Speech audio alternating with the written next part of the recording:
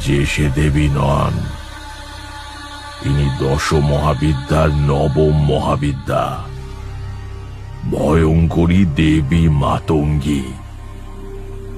দেবী মাতঙ্গীকে বলা হয় সরস্বতীর তান্ত্রিক রূপ।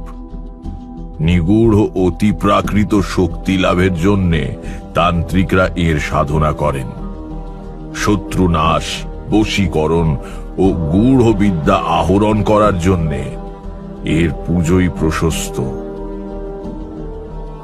দেবী প্রসন্ন হলে মহাবিদ্যা দান করেন, সাধকের ব্রহ্মজ্ঞান লাভ হয়।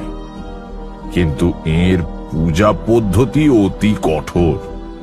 সিদ্ধ সাধক ছাড়া এর পূজা সম্ভব নয়।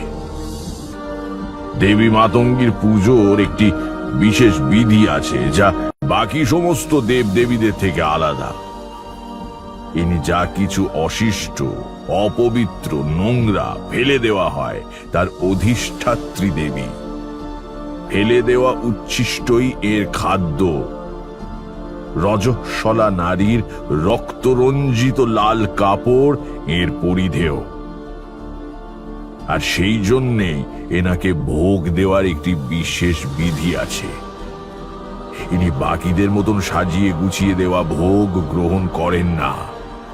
ইনি শুধুমাত্র উচ্ছিষ্ট আহার স্বীকার করেন। অন্যথায় দেবী ভোগ নেন না, এবং ক্ষুধার্ত দেবীর ক্রোধ কালান্তক হয়ে নেমে আসে যজমানের উপর। পূজারীও তার কোপ এড়াতে পারেন না।